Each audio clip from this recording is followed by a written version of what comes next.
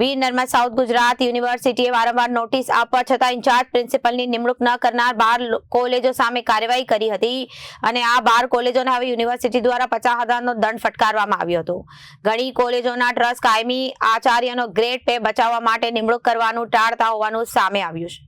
Veer Narmad south Gujarat યુનિવર્સિટીએ વારંવાર notice આપવા છતાં ઇન્ચાર્જ પ્રિન્સિપલની નિમણૂક ન કરનાર 12 કોલેજો સામે કાર્યવાહી કરી આ 12 કોલેજોને હવે યુનિવર્સિટી 50,000નો દંડ ફટકારવામાં આવ્યો છે. ઘણી કોલેજોના ટ્રસ્ટ કાયમી આર્યનો ગ્રેડ પે બચાવવા માટે નિમણૂક કરવાનું ટાળતા હોવાનું આવ્યું હતું.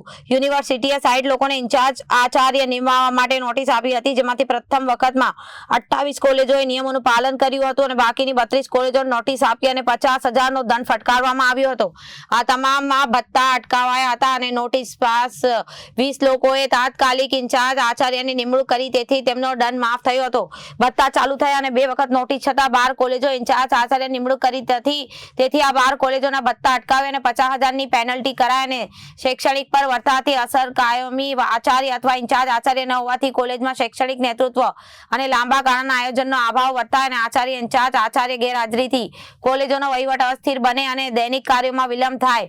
વિદ્યાર્થીઓના પ્રશ્નો અને ફરિયાદીના નિવારણ માટે કોઈ સ્થિર અને જવાબદાર સત્તા હોવાથી તેમનું મુશ્કેલ પડે અને યુનિવર્સિટી વચ્ચેના જરૂરી સંકલન રિપોર્ટિંગ પર ગંભીર અસર પડે. આ સમગ્ર પરિસ્થિતિ લાયકાત ધરાવતા પ્રોફેસરો સાથે અન્યાય કરે, આ સંસ્થાનું શૈક્ષણિક સ્તર નીચું લાવે.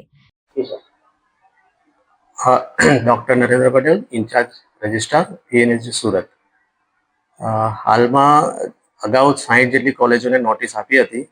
ઇન્ચાર્જ પ્રિન્સિપલે તેમણે નિમણૂક ન કરી હતી અને તબક્કાવાર હમણાં હાલની પરિસ્થિતિએ 12 જેટલી કોલેજો બાકી છે. આગળ 50,000નો દંડ પણ કરવામાં આવ્યો છે અને ઘણી બધી કોલેજોએ આ રીતે નિમણૂક કરી દીધી છે.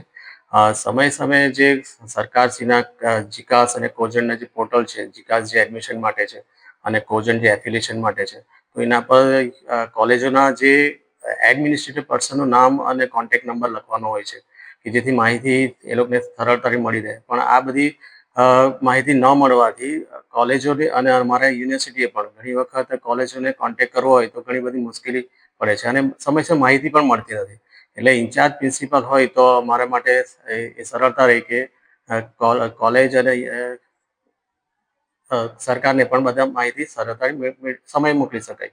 હાલ કેટલી કોલેજોની ઇન્ચાર્જ પ્રિન્સિપલની નિમણૂક બાકી છે અને શું કાર્યવાહી? અમને ફક્ત 12 જ કોલેજોની ઇન્ચાર્જ પ્રિન્સિપલ તરીકેની નિમણૂક બાકી છે. એમને 50,000નો આગળ દંડ કર્યો છે, પરંતુ સાથે સાથે યુનિવર્સિટી વધુ કડક પગલાં તરીકે એમનું રેમ્યુનેશન જે આપવામાં આવે છે, પરીક્ષા અને અન્ય જે પણ ભથ્થા આપવાના હોય છે તે અમને સ્ટોપ કરવામાં આવે છે. Bureau report, Janadesh news.